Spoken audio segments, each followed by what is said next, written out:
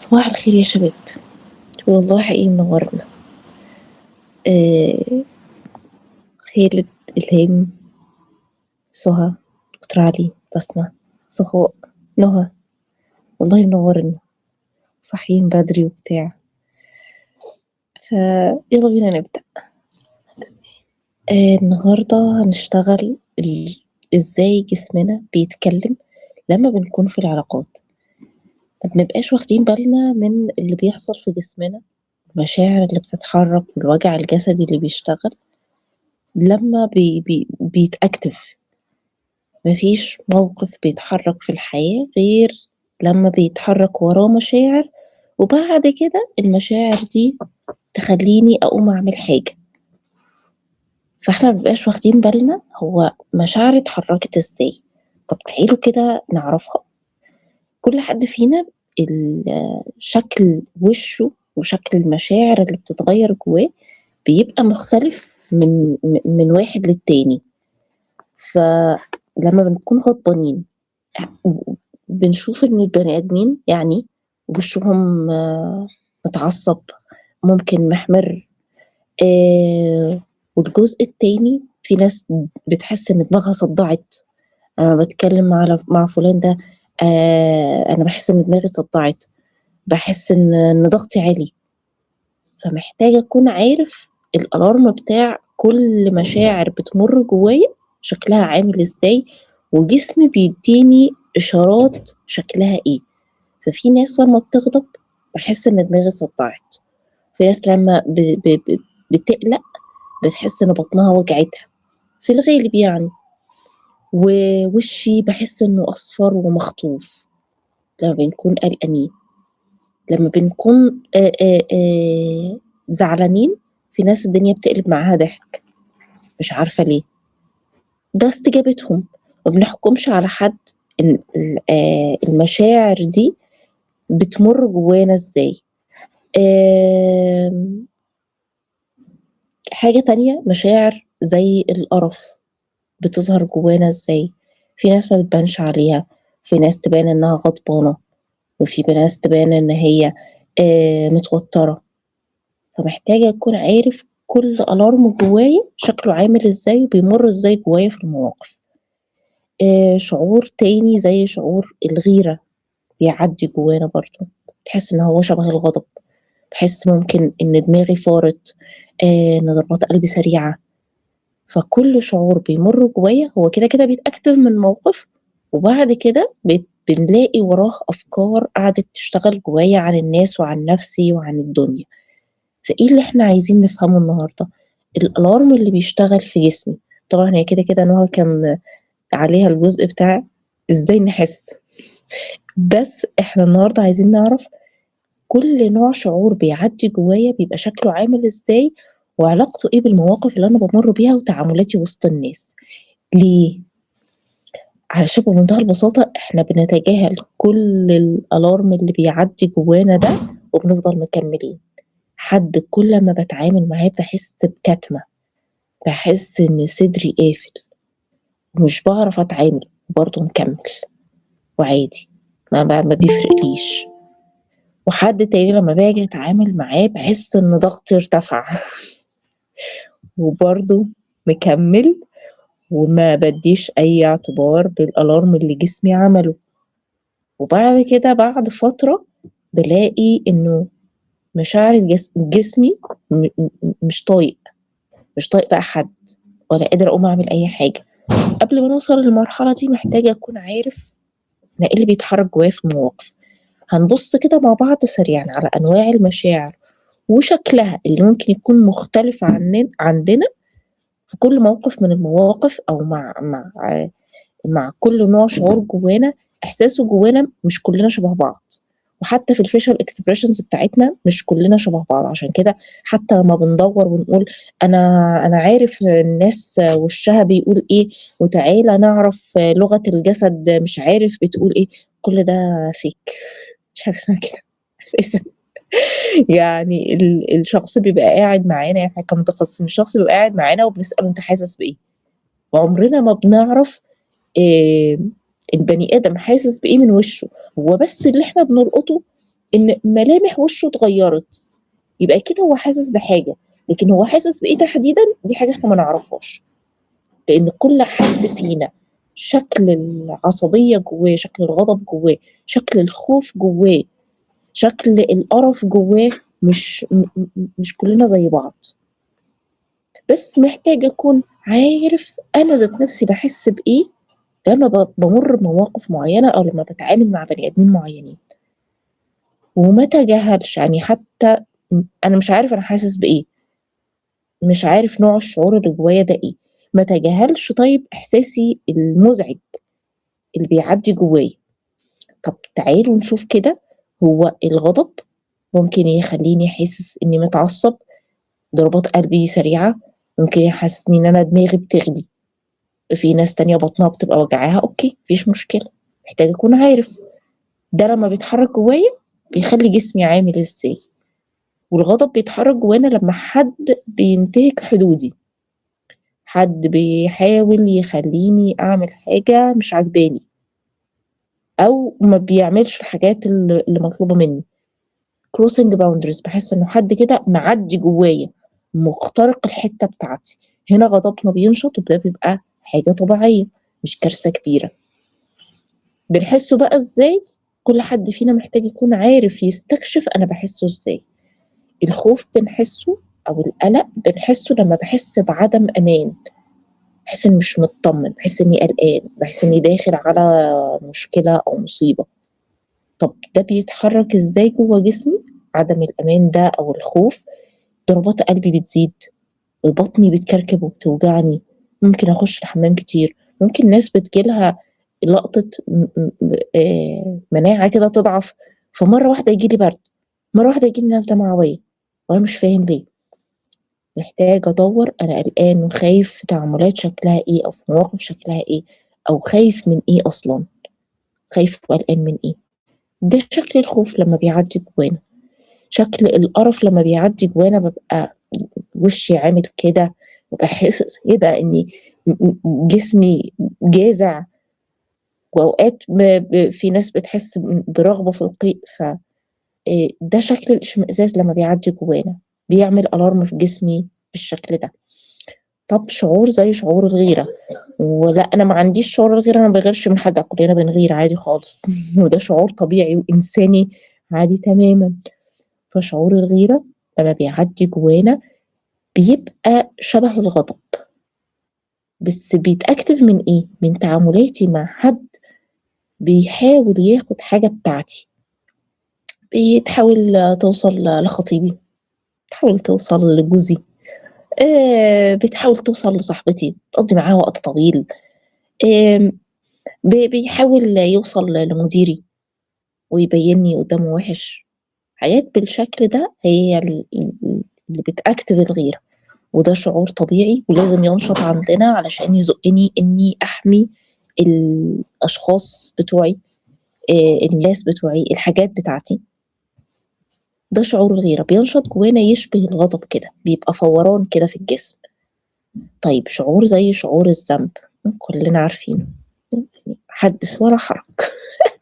ممكن باحس إن قلبي بيتعصر، قلبي واجعني، ممكن أحس جسمي كده كلّه كامش في بعضه، لإن الذنب بيحسسني إن أنا غلطان، أنا عملت حاجة أنا ما أقبلش لنفسي إن أنا أعملها. طب ده بيمُر جوايا إزاي؟ خصوصًا وأنا باتعامل بقى مع بني آدمين، الناس اللي بتقول أنا حاسس إني ما عنديش ثقة في نفسي، إن شعور الذنب بيكون عالي، شعور الذنب بيخلّيني كتافي جاية على قدّام كده، بيخلّيني كمشان في نفسي، بيخلّيني صوتي واطي، مش قادر أتكلّم.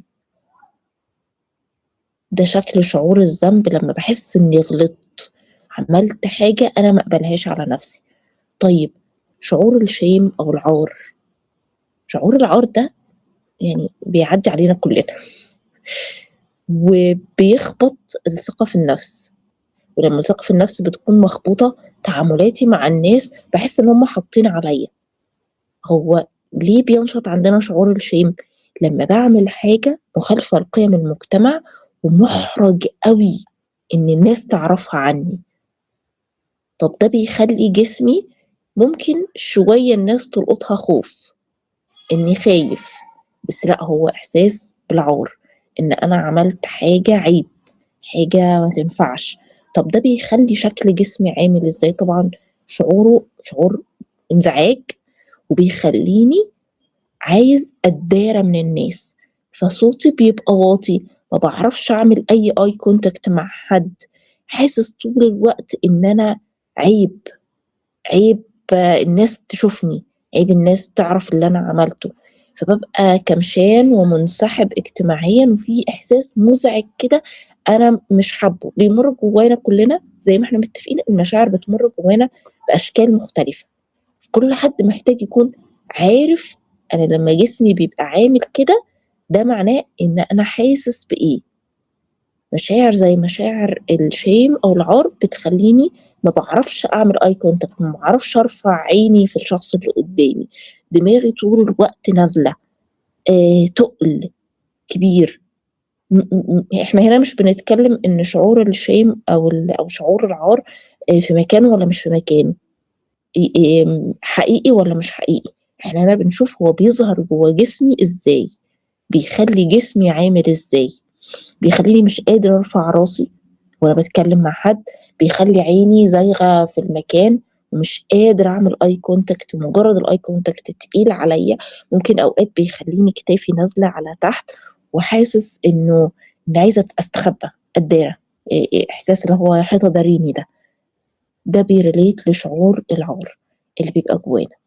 طيب إحنا متّفقين إن كل حد فينا بيمُر جوّاه بشكل مختلف، طب تعالوا نعرف هو أنا لو تجاهلت الشعور الأولاني، الalarm الأولاني اللي بيشتغل جوايا عن المشاعر، إيه اللي بيحصل؟ ووقتها بيتحرّك لمشاعر ثانوية، فإحنا عندنا أنماط أولية من المشاعر بتشتغل، طب لمّا ما بنسمعهاش وبتتكرر في مواقف كتير، باحس بالغضب وباتجاهله كتير وأنا باتعامل مع زمايل شغل مثلًا بيشيلوني شغلهم وأنا باتعامل وأنا مبتسم، ما بابيّنش، مش باقول، يا ترى ده بعد فترة بيتحوّل في جسمي لشكله عامل إزاي؟ كل شعور لمّا بنتجاهله شعور أولي بينشط بشكل كده organic في المواقف، لمّا بنتجاهله وبيتراكم جوانا هو بيتحوّل لشعور تاني وإحساس جسدي تاني، أو الإحساس الجسدي والشعور يفصل كلّه على بعضه وأبقى نمْبِت، ودي بتبقى الكارثة الكبيرة. بس قبل ما نوصل للحتّة دي إحنا بندوّر نبقى عارفين مشاعرنا وعارفين بتتكلّم إزاي، وبتزُقّني إنّي آخُد خطوات شكلها عامل إيه مع الناس اللي حواليّا. طيب شعور زي شعور الحزن لمّا بنتجاهله ممكن يتحوّل لغضب، أبقى أنا زعلان وحاسس بفقد على حاجات معيّنة وأي حد ييجي يكلّمني بانفجر فيه، هو أنا غضبان؟ لأ، لمّا بادوّر وراه، وراه، وراه، وراه ممكن ألاقي إن أنا كنت زعلان. مناعتي باظت، موجود في السرير فترات طويلة وأنا مش عارف ليه، وكل أسبوعين 3 تعبان، كل أسبوعين 3 تعبان. أوقات هنا أنا باكون متجاهل مشاعر زي مشاعر الخوف أو مشاعر زي مشاعر الغضب، فمَلِت جسمي، الشعور اللي المفترض أحس بيه ده ملا جسمي وبقى كتير خالص وأنا ما باخدش خطوات، خايف من حاجة بس ما باخدش خطوات، على الرغم بنلاحظ لمّا نبقى خايفين أوي، أوي، أوي من حاجة وبناخد خطوات، أول حاجة بتحصل إن الشعور ده بيهبط، لكن طول ما أنا قلقان من نفس الحاجة وما باتحركش فيها، فبالاقي طول الوقت القلق بيبقى متأكتف جوايا، وقيس على كده كل المشاعر، مش كل المشاعر اللي إحنا بنحس بيها في اللحظة الحالية، خصوصًا لو رايحة معانا لأوجاع جسدية، مش كلها بسبب situation حصل امبارح أو أول امبارح، هي ممكن يكون تراكمات كتير. طيب المشاعر دي اللي alarm جوانا بيزُقّني إني آخُد خطوات، في المواقف بتظهر إزاي وباتعامل معاها إزاي مع البني آدمين اللي حواليّا، ده بقى يعني مربط الفَرَس زي ما بيقولوا. في علاقات أنا بابقى حاسس فيها بذنب رهيب فافضل مكمّل، هل أنا مبسوط؟ لأ. أنا باخد احتياجاتي؟ لأ. طب إيه اللي معطّلني إن أنا أقفلها؟ شعور الذنب، إني حاسس إني غلطان في حاجة، فبافضل مكمّل. ده بيوجعني، بعد فترة هيخلّيني مش كويس، بعد فترة هيخلّيني مش كويس خالص، بعد فترة هيخلّيني نمرض. أنا لا بابقى عارف أنا عايز إيه ولا المفروض أعمل إيه، أنا ماشي كده وخلاص. ده علاقة بيبقى بيحرّكها إحساس الذنب، علاقة بيبقى بيحرّكها الغضب. أنا واعي إن الآخر بيفرض عليّا حاجات أنا مش عايزها، بينتهك حدودي في حاجات معيّنة، سواء علاقة شغل أو علاقة ارتباط أو زمالة أو أي حاجة. صديقة بتيجي عندي بتقعد عندي في البيت بالساعات، وأنا مش عارفة أقوم ولا أعمل المهام بتاعة بيتي، وأنا غضبانة وباكتم الغضب وأقعد أتعامل معاها بلطف، بلطف، بلطف. بعد كده يا هننفجر في بعض وما بيبقاش بقى في منفس ولا أنا عندي الطاقة إني أشوفها ولا أقابلها ولا أتعامل معاها ولا أستقبلها، فالدنيا بتبوظ. يا إما بافضل مكمّلة وأقول أنا في علاقات toxic. لأ، هو أنت اللي محتاج تحُط الحدود بتاعتك، فأنا يناسبني إيه وما يناسبنيش إيه، عشان ما أفضلش غضبانة. ما باقولش إن الناس هُم اللي وِحشين، أنا اللي محتاج أراقب الalarm اللي جوايا فيه إيه، لإن الalarm اللي جوايا لمّا باتجاهله هو ده اللي بيخلّيني مكمّل في علاقات مش مناسباني. هُم مش وِحشين، بس اللي هُم بيقدّموه مش مناسبني، وده عادي، عادي خالص.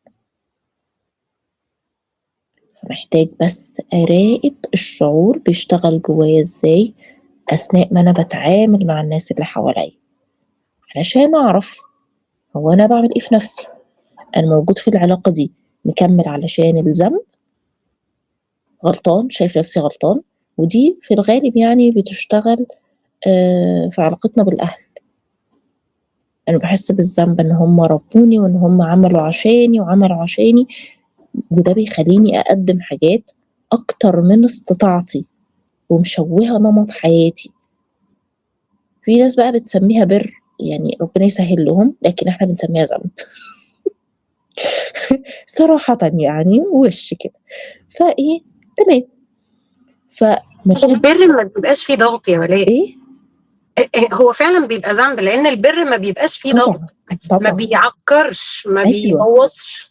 ما لكن لمّا بيبوّظش باضغط على حياتنا. نفسي بالضبط، أنا باتغطّى بالبِر، لكن هو مش بِر.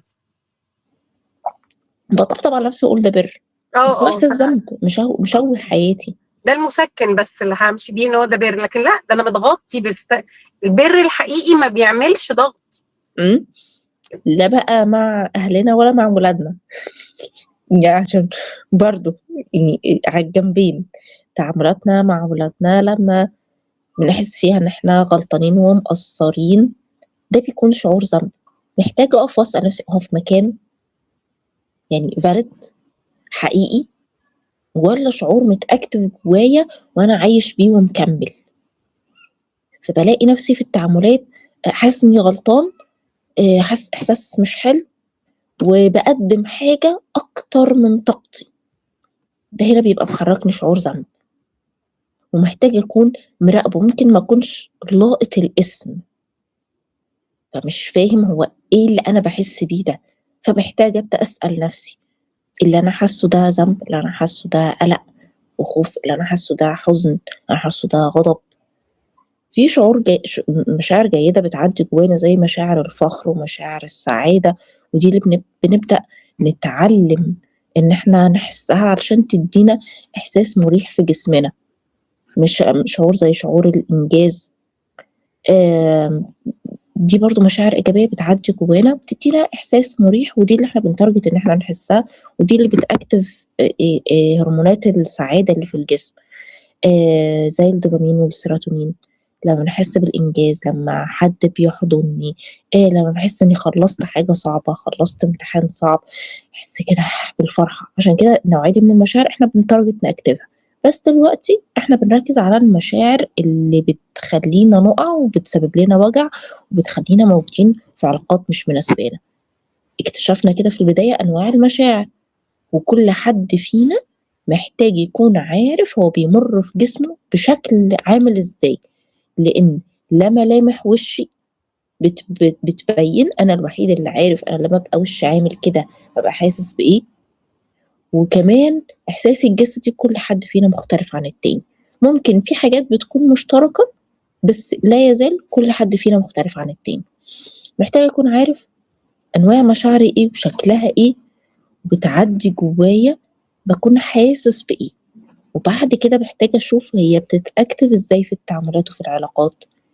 اكتشفنا إن إحساس الذنب ممكن يخلّيني مكمّل في علاقات علشان أنا شايف نَفْسي إن أنا غلطان في حاجة تجاههم، وهو ممكن يكون مش حقيقي ومش في مكانه. إحساس زي إحساس الshame، عيب إن الناس تعرف عني حاجة معيّنة، زي زي عيب إن الناس تعرف إني سقطت في مادة أو عِدت السَنة، أو عيب إن الناس تعرف عني إني عملت حاجة معيّنة في حياتي. حاسس بالshame إن الناس تعرف عني إني عملت حاجة مخالفة لقيم المجتمع، وده بيرتبط أكتر بالحاجات اللي إحنا بنعملها، آمم زي مشاكل الإدمان، زي مشاكل إن أنا سقطت وفشلت في حاجات معيّنة، آمم وممكن أوقات بيكون مش في مكانه، فمحتاجة أكون حاسس أنا حاسس إني مكسوف إن الناس تعرف عني إيه، ممكن تكون حاجة مش حقيقية أصلًا. بس أنا حاسس إني مكسوف ومُحرَج وثقتي بنفسي عطلانة وأنا باتعامل مع الناس وأنا مش فاهم ليه، ممكن يكون مش في مكانه. طب ده لمّا باتعامل مع بني آدمين وأنا مش واثق في نفسي، أول حاجة بنسمعها أنا باتعامل مع ناس toxic، لأ والله أنت بتتعامل مع ناس بتطلب وأنت بتجاوب، وأنت بتدّيهم، عشان أنت مش عارف تقول لهم لأ، عشان ثقتك بنفسك عطلانة. طب ثقتي بنفسي عطلانة ليه؟ علشان مش حاسس بالshame، إني عايز يا حيطة داريني، ده كتّر خيرهم إن هُم بيتعاملوا معايا، ده لو عرفوا عني كذا هيبعدوا كلّهم عني وهينبذوني. فأوقات بابقى موجود في علاقة محرّكني فيها العار، طب أنا خالص. باحسّه كده pure كده، لأ باحس إن ثقتي بنفسي واقعة، متوتّرة وأنا باتعامل مع الناس، مش قادرة أرفع عيني فيهم، هنا بيبان شكل شعور العار، أو بيحرّكني القلق والخوف، القلق والخوف إن الشخص يمشي. ولا عايزة أنا أتكلم معاكِ في حاجة على قولي لي. الshame. معاكِ. الshame لمّا بيكون في علاقات حاسة بالshame، وفي أوقات كمان الshame من نفسي، في علاقتي أنا مع نفسي، أنا حاسة إن أنا غلط، أنا طول الوقت باتعامل وأنا حاسة إن أنا غلط، أنا قليلة، أنا حاسة إن أنا الميكروب، أنا الفيروس، أنا البكتيريا، فتصرفاتي كلها بتكون من حتة تحت أوي، من كتّر خير الناس دونية. إنها بتتعامل معايا. كتر خير الناس أوي، أو بقى إمم. أبقى قاعدة اللي هو إيه، طب ادّوني أنتم بقى علشان طب أنتم ما تعرفوش حاجة عني، أنتم ما تعرفوش إن أنا اللي سيء، ما تعرفوش إن أنا اللي وِحِش، ما تعرفوش إن أنا مليان خِزي، ادّوني طيب إحساس يقول لي غير كده، وهو بيزوّد الخزي أصلًا. فأفضل أقدّم، أقدّم. يقدّم أكتر من اللازم، يستقبل إساءات ومكمّل فيها إمم. عشان أنا أستاهل، أنا شايف من جوّاه إني أستاهل اللي بيحصل لي. وفي الحقيقة أوقات باعمل دوشة، يعني بابقى باقدّم بدوشة، باخد رفض ما باخدش، أمّا وآجي هُم في مش الآخر اللي هو محتاجين ما اللي أنت بيقدّروش. بتقدّمه ده، رغم أيوه أنت بالضبط. بتقدّمه ممكن يكون حلو، أيوه بالضبط، بس هُم بالضبط. مش محتاجينه. إحساس رهيب. إمم. فظيع.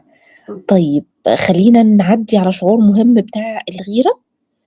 الغيرة مفترض إنه حد بياخد حاجة بتاعتي، فأنا عشان مش لاقط شعور الغيرة، يلاقيني باتخانق مع الناس اللي حواليّا، لإن اعتقادي إن هُم هياخدوا حاجة هي already فيها أمان، زي اعتقادي إن واحدة بتاخد جوزي، أفضل أتخانق بقى مع جوزي، أنت بتكلمها ليه؟ أنت بتبُص لها ليه؟ أنت بتقول لها ده ليه؟ أو اعتقادي إنه حد بياخد مكانتي في الشغل، فافضل أتخانق معاه، بيحاول يترقّى مثلًا، هو بيعمل اللي عليه وبيحاول يترقّى مثلًا، فأفضل أتخانق معاه عشان إحساسي إن هو بياخد حاجة ملكي، حاجة بتاعتي.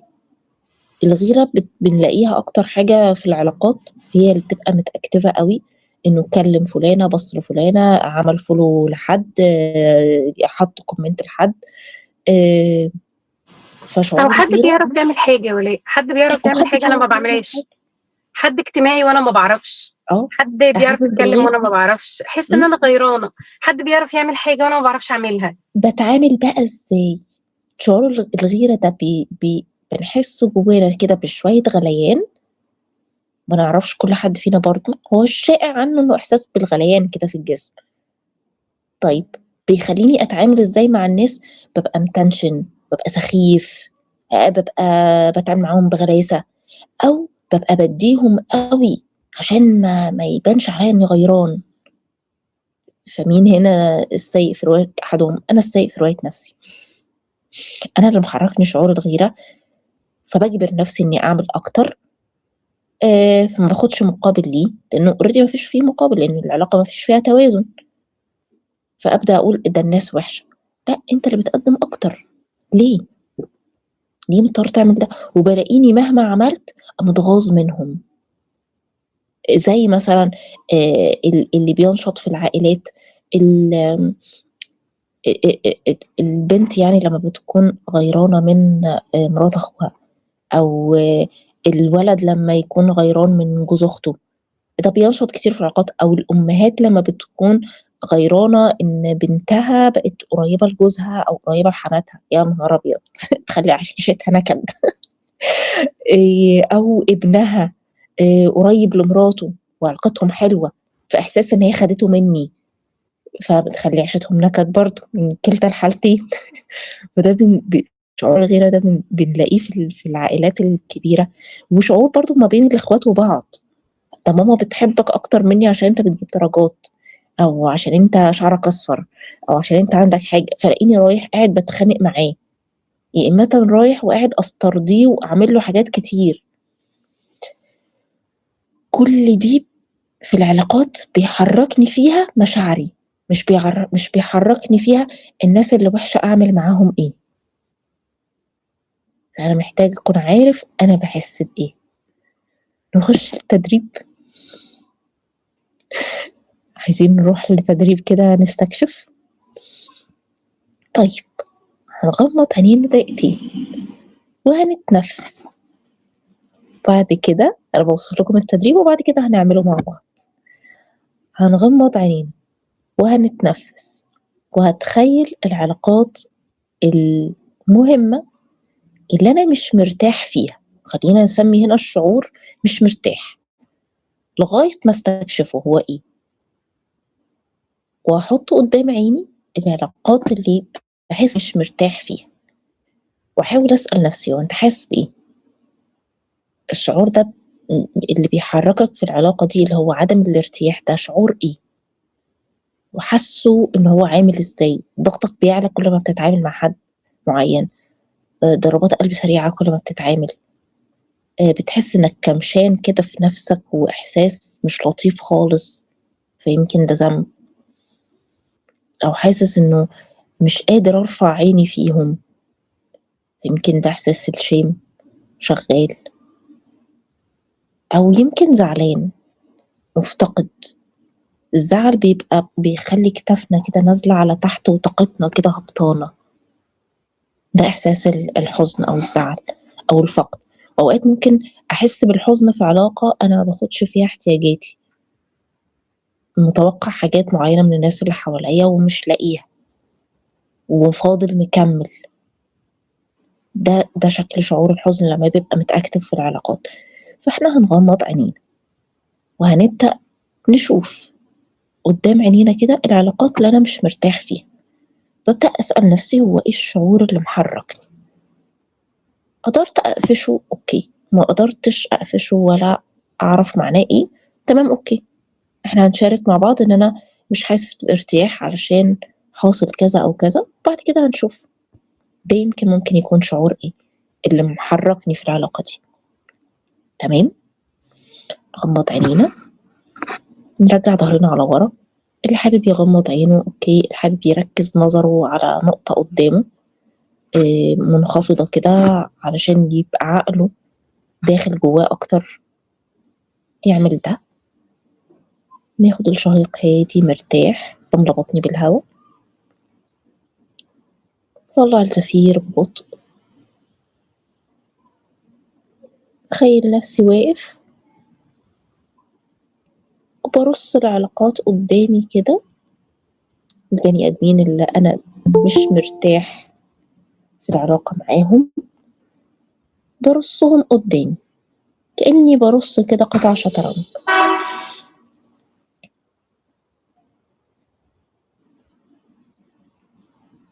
وبس قاعد بتفرج على جسمي،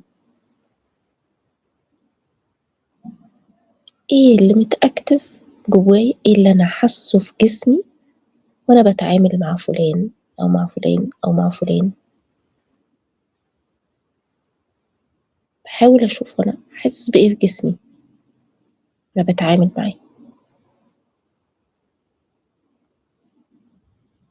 بنستكشف، بنتفرج، بتفرج على كل قطعة شطرنج قدامي من الاشخاص اللي في حياتي. بشوف كل ما بتعامل مع كل حد فيهم جسمي بيبقى حاسس بايه. انا بس هتفرج وهستكشف.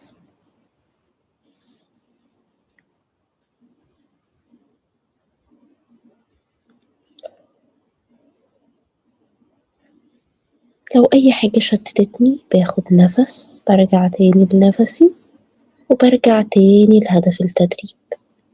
بحط العلاقات اللي في حياتي كأنها قطع شطرنج، بحطهم قدامي وبعدي عليهم واحد واحد. بحاول أشوف جسمي بيتغير ازاي، مشاعر عدم راحة لما بتعامل معاه.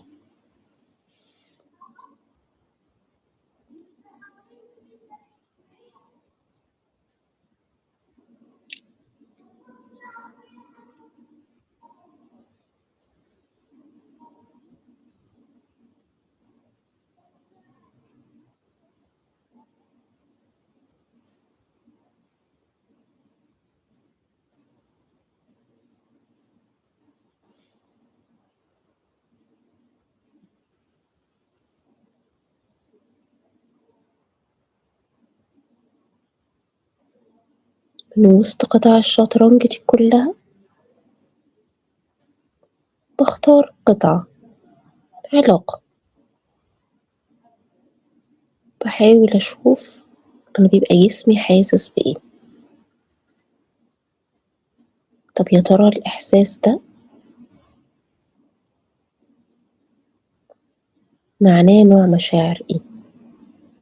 غضب ولا قلق ولا اشمئزاز ولا حزن ولا غيرة؟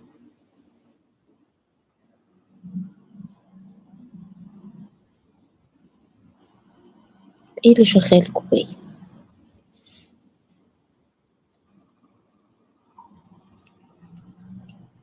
إيه اللي بيحركني في العلاقة دي؟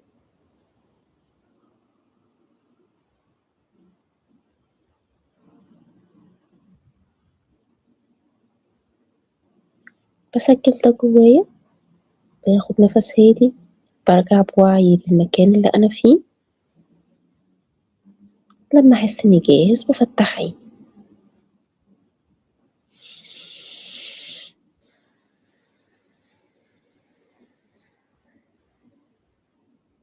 احنا لغاية كده يا شباب التسجيل وقف عشان نسمع بعض. مين حابب يبدأ؟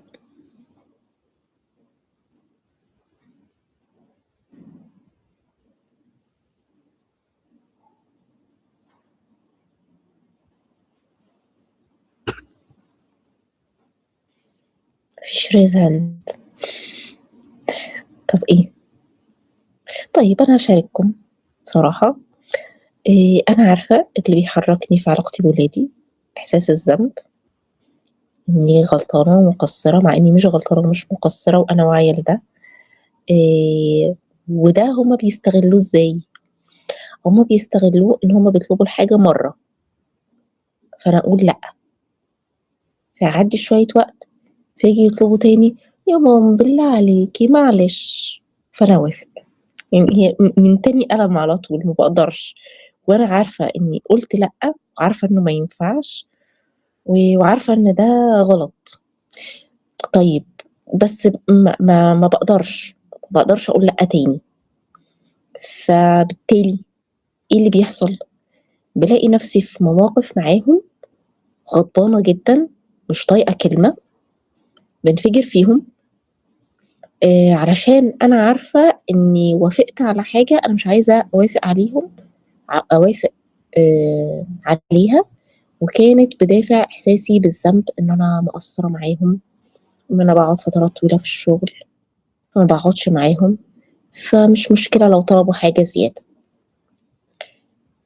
شعور الذنب ده أنا لمّا باتجاهله بابقى غضبانة جدًا بعد كده في التعامل معاهم على أتفه حاجة. باحاول إن أقول لأ في الحاجات اللي أنا مش عايزة أعملها ومش قادرة أعملها، عشان ما أوصلش للقطة الانفجار دي بعد فترة، وأحس إن هُم بيستغلوني، وأحس إن هُم بيضغطوا عليَّ. فهو مش هُم بيستغلوني وهُم مش بيضغطوا عليَّ، هو أنا بابقى حاسة بالذنب تجاههم، فأنا باعمل حاجة فوق طاقتي وقُلت عليها لأ مرّة، وهُم طلبوها تاني وأنا ما عرفتش أقول لأ تاني. فأنا والله باحاول أهندل نفسي. ده بالنسبة لي في شعور الذنب. مين حابب يشاركنا؟ يالّا يا أشاركِك نهى. يا ولاء. آه. بس أنتِ عايزة أشاركِك بقى إن أنتِ شاطرة بتعرفي تقولي لأ. والله ده بعد ما استكشفت أنا باغضب منهم ليه، بازعّق ليه، مع إن الموضوع تافه. أنا علاقتي أنا برضه اللي جه في دماغي علاقتي بولادي، واللي بيحركني فيها إحساس الذنب، رغم إن أنا واعية كويس أوي إن هو مش valid بس مش بابقى ضعيفة جدًا. هُم ما بيعملوش حاجة، هُم بيطلبوا عادي وأنا ما باعرفش أقول لأ، يعني بابُص كمان في ما فيش عينيهم. ألم. لأ مش أنا. أنا مجرد ما تُقف قدّامي وعينيّا في عينيها بس تقول لي: "مامي أصل كنت عايزة مش عارفة إيه." فاقول لها: "حاضر هاتصرّف." طَب ادّيني وقتي. طيب حاضر، خلاص بابقى أنا باتشقلب علشان تبقى هي كويسة، وأقول لنفسي أنتِ مقصّرة في حاجات كتير، برضه أنتِ مشغولة، برضه أنتِ مش معاهم على طول، بس ده مش بعد حقيقي. فترة بقى، بعد بعد فترة فترة الحاجات لأ جواكِ بيعمل إيه؟ يعني بُصّي، هو بياكل في صدري، هو بياكل فيّا أنا، إمم. وبابقى أنا مُنهكة بقى لازم كده إيه، كل مثلًا شهرين في يومين كده ما بيبقوش ألطف حاجة، بابقى نوم بس، ما باعرفش أطلّع فيهم حاجة خالص يا ولاد. إمم. هو فيّا فده بيكون مؤذي ليّا جدًا، إن أنا بيبقى في يومين كده بابقى يعني، واليومين دول باقول لهم أنا break، أنا break جدًا، ما حدش مش قادرة، أنا مش قادرة أعمل أي حاجة. ففعليًا هُم بيبعدوا جدًا، وبيبعدوا بيبقوا مقدّرين أوي، بس إمم. أنا اللي ما باعرفش أقول لهم لأ. أنا ما أنا لو دخلت أصلًا لقيت واحدة فيهم قاعدة متضايقة، بابقى شايفة إن أنا المسؤولة. إحساس الذنب بيحرك اللي هو مالِك، فيكِ إيه؟ وأنا جوّه نفسي طيب أنا أقدر أعمل لِك حاجة، تقولي لي لأ عادي باعمل كذا، وأنا جوايا اللي هو بابقى ماسكة نفسي بالعافية، بابقى عايزة زي ما أكون أفتح بُقّها أطلّع الإحساس ده بس أشيله. ف ده اللي بيحصل. شطورة يا نهى. كويس إن إحنا معترفين، أوقات ما بنبقاش فعلًا لأ، قادرين نعمل الحاجات مرّة واحدة، لا، بس لأ، كون إني بابقى مكتشف ده في حد ذاته إنجاز، والله أيوه، العظيم. أيوه، والله الحمد شكرًا لله، نهى إنِّك شاركتينا ده. الحمد لله.